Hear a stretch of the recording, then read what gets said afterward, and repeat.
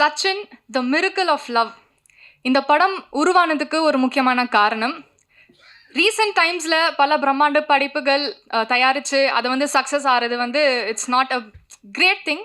But தொடர்ந்து வந்து hit படங்கள் மட்டும் கொடுக்காம 20 வருஷம் முன்னாடி வந்த ஒரு படம் திரும்ப ரீரிலீஸ் பண்ணி அதுலேயும் ஹிஸ்ட்ரியை கிரியேட் பண்ணியிருக்குன்னா அது சாதாரணமான விஷயம் இல்லை. And it is possible by the one and only producer of Tamil cinema Kalaippuli S Thanu sir.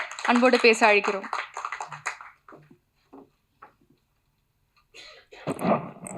இன்ப நாள் இது, இனிய நாள் இது.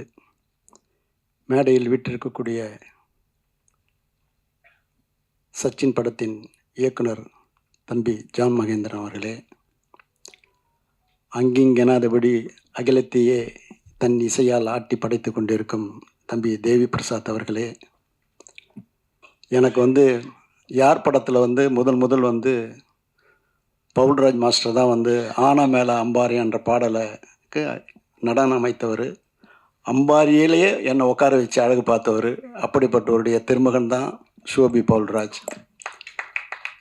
அவருக்கு வந்து முதல் என்னுடைய படத்துக்கு சச்சினுக்கு அவர் தான் இந்த பாடலைக்கு நடன இசையமைத்து தந்தார். அந்த படப்பிடிப்பு நடக்கும்போது ஓரிரு 5 நிமிடம் 10 நிமிடம் தான் நான் ஓரிரு நாள் போயிருப்பேன். அவருடைய உத்வேகமும் உணர்வும் சக கலைஞரிடம் கலந்து பேசி அதை பயணித்த விதமும் என்னை ஆட்கொண்டது. இந்த படம் வந்து முதல் வந்து சி சந்திரசேகர் சார் வந்து எனக்கு இந்த படம் நீங்கள் பண்ணணும் தம்பி வச்சுன்னு சொல்லும் பொழுது, நல்ல பீக்கில் இருக்கக்கூடிய தம்பி விஜய் அவர்கள் அவர்கிட்ட வந்து நிறைய கதைகள்லாம் சொல்லும் பொழுது, ஒரு தடவை அவருடைய படங்கள்லாம் தொடர்ந்து திருப்பாச்சி, மதுரை இந்த மாதிரி படம் வந்திருக்கும்போது ஒரு சின்ன சேஞ்சுக்காக நான் அவர்கிட்ட கலந்துரையாடும் போது ஜான் மகேந்திரன் ஒரு கதை சொன்னான். தம்பி குஷி மாதிரி இருக்கேன், கலகலன்னு போவோம், கேட்குறீங்களான்னு. ஏன் சார் கேட்குறீங்க, அனுப்புங்க சார் அப்படின்னுச்சு. சரின்னு ஜான் அனுப்பிச்சி வச்சேன். 1 ஹவர்லேயே அவர் வந்து அங்கேருந்து எனக்கு ஃபோன் வருது, சார் கலகலகலன்னு போகுது சார், எதை பண்ணலாம் சார் அப்படின்ட்டாரு. இப்படி ஒன்றும் தேவி ஸ்ரீ பிரசாத் பேர் சொன்னதும் தம்பி விஜய் தான். சோபி சொன்னதும் விஜய் தான். இப்படி ஒரு ஆக்கிரமித்த ஒரு படம் அது. இது படம் ரிலீஸ் ஆகும்போது நான் போஸ்ட் ஒட்டும் போதே இது வந்து ஏப்ரல் 14th வெளியிடுன்னு நான் விளம்பரப்படுத்திட்டேன். ஸோ சொல்ல அது கரெக்டாக இருக்கணுன்றதுக்காக தான் நான் வந்து ஏப்ரல் 14 2005 இந்த படத்தை அகிலமெங்கும் திரையிடப்பட்டேன். வாங்கின அத்தனை பேரும் பெரிய லெவலில் சம்பாதிச்சு கிட்டத்தட்ட 200 நாள் கடந்து இந்த படம் வெற்றி அடைஞ்சிது. ஆல்பர்ட் தட் மாரியப்பன் படத்தை நிறுத்தும்போது கூட அண்ணே நிறுத்தத்துக்கு மனசு இல்லை, பட் கமிட் பண்ணிட்டேன், படம் 200வது நாள் நிறுத்துகிற பாரம் கூட 1000 ரூபாய் ஷேர்னே அப்படின்னு சொன்னார். இதெல்லாம் வந்து மெட்டி படத்துக்குரிய ஒரு ஒரு ஒரு அடித்தளன்றது தான் இதை நான் சொல்ல முடியும். அப்படி பயணித்த இந்த படம் வந்து ஊட்டியில் தான் நான் நடக்கணும்னு பயணித்தும் போது ஜீவாம்பா தான் கேமராமேன். அவர் ஜானுக்கு மிகப்பெரிய பலமாக இருந்திருக்கிறாரு. அப்படிப்பட்டவர் வந்து முதல் வந்து ஷூட்டிங் வந்து இந்த ஊட்டியில் தான் நடக்குது. அதுக்கு முந்தின நாள் தான் வந்து சுனாமி வந்து ஒரு பெரிய ஒரு ஒரு பெரிய சூழ்நிலை சொல்லனா துயரத்தில் தமிழ்நாடே ஆழ்ந்தது. அப்படிப்பட்ட சூழலில் அன்றைக்கி ஒரு நாள் நிறுத்தி மறுநாள் வந்து ஒரு 2 நிமிஷம் மௌன அஞ்சலி தான் இந்த படப்பிடிப்பை ஆரம்பித்து வச்சோம். 4 மணியும் பொழுது வரணும் பிரமாதமாக நடந்தது. இங்கே கம்பகலோவில் செட்டு போட்டு அதோடைய பேட்ச் ஒர்க்லாம் எடுத்தோம். விஜயன் மாஸ்டர் வந்து 2 ஃபைட் அந்த படத்தில் பண்ணியிருப்பார். அந்த 2 ஃபைட்டும் வந்து இதுவரையிலும் அதுவும் ஒரு ஒரு ஒரு உணர்வையும் ஒரு வெறியும் தூண்டாது. ஒரு அழகான ஒரு கவிதையாக தான் அந்த 2 சண்டை காட்சிகளும் இருக்கும். தேவி பற்றி சொல்லணுன்னா 24 மணி நேரம் உழைப்புன்னு உழைக்கிறவர். அப்படிப்பட்டவர் வந்து இந்த படத்துக்கு வந்து இசையமைத்தது வந்து தொடர்ந்து எனக்கு நிறைய படங்களுக்கு இசையமைச்சிருக்கிறாரு. எனக்கு குடும்பத்தில் ஒரு பிள்ளையாக தான் அதை நான் பார்க்குறேன். சமீபத்தில் நான் கிட்டத்தட்ட ஒரு 15 வருஷத்துக்கு முன்னாடியே 10, 12, 15 வருஷத்துக்கு முன்னாடியே வந்து ஷோபியும் தேவிஸ்ரீ பிரசாத்தையும் 2 பேர் நீங்கள் நடிக்கணுப்பா, நீ வந்து பாடகனாகவும் அவன் நடன கலைஞராகவும் நடிக்கணும்னு ஆர்வமாக தூண்டி விட்டேன். ஆனால் இன்னொரு வரலாம் அவங்க 2 பேரும் அதுக்கு வந்து இன்னும் ஒத்துழைப்பு கொடுக்காதே இருக்காங்க. இன்னைக்கு கூட காலையில் பார்க்கும்போது தேவி போய் அச்சு வார்த்த மாதிரி இப்போ கூட ஆசையாக இருக்குதுயா அப்படின்னு ஒன்று வந்து நடிக்க வைக்கணும்னு நான் சொல்லியிருக்கிறேன்.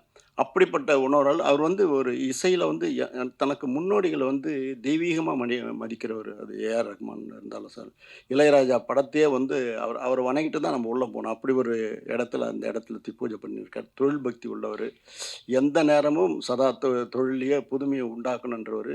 இன்றைக்கி வந்து இந்தியாவிலேயே அதிக ரேட்டுக்கு போகக்கூடிய ஆடியோ ரைட்ஸு அவருடைய படம் தான் அது முன்னிலை எடுக்குது. அப்படிப்பட்டவர் வந்து இந்த இந்த படம் இவ்வளோ பிரமாதமாக போகுது, நான் இந்த படத்தை ரீரிலீஸ் பண்ணணும்னு முடிவு பண்ணும்போது, இது வந்து எல்லா தியேட்டர் ஓனரும் என்கிட்ட வந்து கம்பல் பண்ணுவாங்க. அண்ணே முக்கியமாக பார்த்தா ரோகிணி பன்னீர்செல்வம் வந்து, அண்ணே எல்லாம் கேட்குறாங்கண்ணே, பசங்களாம் வந்து நீங்கள் உடனே சச்சின் ரீரிலீஸ் பண்ணுங்கண்ணே, எல்லாம் கேட்குறாங்கண்ணே. ரீலீஸ் எங்கன்னா எல்லாம் ஒரு ஒரு ஒரு செய்தி வந்தால் கூட ரீலீஸ் பண்ணணும்னு எல்லாரும் கேட்க ஆரம்பித்தாங்க. எனக்கும் வந்து அதை இந்த நேரத்தில் இது பண்ணால் நல்லாயிருக்கும் அப்படின்னு சொல்லி தான் இது இது வந்து இதுவரைலாம் இப்போ சினிமா என்ன ட்ரெண்டில் இருக்குதோ அதுக்கேற்ற மாதிரி போகணும் தான் லிரிக் வீடியோ போட்டது, ட்ரெய்லர் போட்டது, போஸ்டர்ஸ் அமைச்சது. அதுக்குண்டான இன்றைக்கி வந்து சோஷியல் மீடியா எக்ஸார்டினரியாக வருது. அன்றைக்கி பண்ண விளம்பர செலவு விட இப்போ பண்ணுற விளம்பர செலவு கம்மியாக இருந்தால் கூட, ஆனால் பூதாகரமாக எடுத்துன்னு போயிட்டாங்க அத்தனை இளைஞர்களும் இளைஞர்களும். அப்படி இந்த படத்தை வந்து கொண்டாடக்கூடிய அளவுக்கு மிகப்பெரிய அளவு. 2வது நான் வந்து வந்து இந்த படத்தை ரிலீஸ் பண்ணிவிட்டு ரோகிணி தேட்டர் உள்ள நுழையிறேன். சத்தியமாக சொல்கிறேன், இந்த ஜனத்தை என் ஜென்மத்தில் பார்க்கல. அப்படி மிதக்குது ஜனங்க. அதை நீந்திக்கின்னு போகிறேன். இந்த பேர பசங்கள்லாம் கூப்பிட்டு போகிறதுக்கு செக்யூரிட்டியை கூப்பிட்டு அவங்களுக்கு அவன் தான் அவனை கொஞ்சம் முன்னே அனுப்புங்களேன் அப்படின்னு இழுத்தும் போகிற அளவுக்கு ஜனத்திரள். அங்கே போகும்போது அந்த கையில் அவங்க கட்டி இந்த ரிஸ்ட்டை கட்டி அந்த லைட்டை காமிச்சு அவங்க ஆடுறதும் பாடுறதும் கொண்டாடுறதும், அந்த ஸ்க்ரீனுக்கு முன்னாடி போய் ஆடுறதும், தேவி ஸ்ரீ பிரசாத்தையும் தம்பி சோபியா நினச்சி சந்தோஷப்படுறது இல்லாமல் அதில் வந்து விஜயினுடைய பங்களிப்பு இருக்குது. ஒரு மேனரிசம் அதை ஃப்ரேம் டு ஃப்ரேம் செதுக்கியிருக்கிறாங்க. சோபியும் சரி விஜய் தம்பியினுடைய மேனரிசம் வந்து எக்ஸார்டினரி புது பாணியில் இருக்குது. இது இன்னைக்கு அதாவது அந்த படத்துக்கு ஒரு பெரிய மைல்ஸ்டோனாக அந்த பாடலும் அமைஞ்சது. அவ்வளோ பிரமாதமாக பண்ணியிருக்காங்க. படப்பிடிப்பில் தம்பி விஜய் கொடுத்த ஒத்துழைப்புலாம் ஒரு இடத்துல கேரவன் இருக்குது, அங்கேருந்து வரத்துக்கு லேட்டாகும்னு என் பையன் சொல்லுவான் பரந்தாமன். அப்பா அவர் வந்து குவாலிஸ் பக்கத்தில் நின்று லுங்கி கட்டின்னு ட்ரெஸ் சேஞ்ச் பண்ணார்ப்பா அப்படின்னு.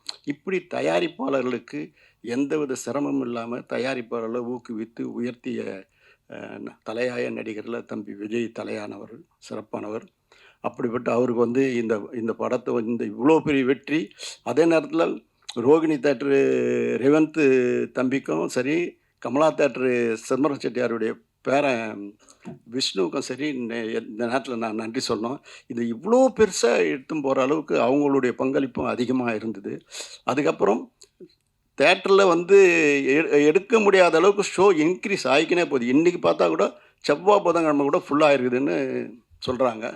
அந்த மாதிரி ஒரு வரவேற்பு வந்து மக்கள் மத்தியில் மிகப்பெரிய வரவேற்பு பெற்றிருக்குது. இது வந்து இந்த படம் வந்து ரிலீஸை வந்து ஒரு கூட படம் வந்தால் கூட நம்ம தள்ளி பண்ணணுன்றதான் நான் முடிவு பண்ணி 8 நாள் தள்ளி 9வது நாள் தான் இந்த படத்தை நான் பண்ணேன். அதுக்கு சில காரணங்கள்லாம் சொல்கிறாங்க. அது எந்த காரணமும் கிடையாது. ஒரே நேரத்தில் 2 படம் வருது, 4 படம் வருது. இந்த படம் வரும்போது கூட சந்திரமுகி, மும்பை எக்ஸ்பிரஸோடு தான் வந்தது. ஒரே நேரத்தில் இன்றைக்கி இருக்கிற சினிமா வந்து அந்த ஹாலிடேஸை மிஸ் பண்ணக்கூடாதுன்னு சொல்லுவாங்க. ஆனால் இது வந்து 8 நாள் கழித்து தான் வந்தது. ஆக யாரும் அதை பற்றி தப்பாக நினைக்காதீங்க. நம்ம அந்த மாதிரி இடத்துல இல்லை. இந்த சினிமாவை என்னை வளர்த்துருந்து இந்த சினிமா வளரணும்னு நான் எல்லாருக்கும் நல்லது செஞ்சுன்னு இருக்கிறேன். ஆகவே உங்கள்கிட்ட கண்மலங்க சொல்கிறேன், இந்த திரையுலகம் வாழ்வாங்க வாழணும், வையகம் தழைக்க வாழணும், வாழ்வெல்லாம் செழித்து வாழணும்னு என்னுடைய வேதமாகவே நான் எடுத்து நடத்தின்னு இருக்கிறேன். ஆகவே இந்த படத்தில் இந்த பிஸி ஸ்டுடியோவில் வந்து தேவி பிரசாத் வந்து இங்கே பங்கு கொண்டது வந்து உண்மையிலேயே எனக்கு சந்தோஷம். அவர் தேட்டர்லேயே போய் பார்க்க போகிறேன்றார். அவரும் சோபியும் ஜானும் போய் பாருங்கள். உங்களுடைய சந்தோஷத்தை, உங்களுடைய உழைப்பாக அந்த மக்கள் அந்த இளைஞர்கள் எப்படி கொண்டாடுறாங்கன்னு இந்த தேட்டர் உள்ள பார்க்கணுன்னு நினச்சா குடும்பத்து பெண்கள் எல்லாம் வந்து எப்படி கோலாகலமாக கொண்டாடுறாங்கன்னு பார்க்கும்போது என்னால் மெய்சில் இருக்குது. அது ஜானுடைய பங்களிப்பு வந்து துருன்னு இருப்பார் எப்போவுமே. நான் சமீபத்தில் கூட பேசிட்டே இதே மாதிரி இன்னொரு கதை பண்ணுறான் அப்படின்னு சொல்லுவேன். அந்த மாதிரி ஒரு உழைப்பு கொடுத்தவர் மகேந்திர சார் வந்து இல்லைன்ற ஒரு ஃபீலிங் இன்றைக்கி ரொம்ப எனக்கு இந்த இந்த கொண்டாட்டத்தை அவர் பார்க்கலன்ற ஒரு ஒரு வருத்தங்கள் எனக்கு வந்து நெஞ்சில் நிழலாடுது. அவர் இல்லாத இடத்த வந்து அவங்களுடைய மகேந்திரனுடைய துணையார் வந்து இதை அந்த அந்த சந்தோஷத்தில் ஈடுபடுவாங்கன்னு நினைக்கிறேன். ஜானுடைய உழைப்புக்கு வந்து எல்லை இல்லாத பணி, மிக சிறப்பான முறையில் பணியாற்றினார். எந்த நேரம் காஸ்டியூம் கூட அவரே போய் தான் பண்ணுவார். அவர் சொல்லுவார், நிறைய இன்புட் அவுட்புட் எனக்கு கொடுத்துக்கிட்டே இருப்பார். அது என்னன்னு சொல்கிறாரு. அதுக்கெல்லாம் வந்து அந்தந்த தொழிலில் இருக்கிறவங்க தான் அது காரணம். என்னால் செய்கிறதே எடுத்து சொல்ல முடியும். ஆகவே மீண்டும் இந்த மேடையில் அமர்ந்திருக்கும் இந்த படத்தை இவ்வளோ பெரிய வெற்றியாக்கின பத்திரிகை நண்பர்கள், தொலைக்காட்சி தோழர்கள், உங்களுடைய பங்களிப்பு என்னென்னைக்குமே நான் உங்களுக்கு உற்ற சகோதரன், உற்ற தோழன். எல்லாரையும் நான் ஒன்றா தான் கருதுவேன். ஆக என்றைக்கும் நீங்கள் எங்கள் நெஞ்சத்தில் நிலைப்பிப்பேன். இந்த இண்டஸ்ட்ரி வளர்கிறதுக்கு நீங்கள் திரும்பவும் ஒரு ஒரு உத்வேகத்தை கொடுத்து உயர்த்தணும்னு சொல்லி உங்கள்கிட்ட கேட்டு விடைபெறுகிறேன். நன்றி, வணக்கம். ரியாஸனுடைய பங்களிப்பு அதி சிறப்பானது. அவர் வந்து எந்த நேரம் கூப்பிட்டாலும் வந்து எல்லா பணியும் செய்கிறாரு. மிகப்பெரிய ஒரு பாக்கியசாலி அவன். நல்ல பையன், நல்லா வருவான். வாழ்த்துக்கள்.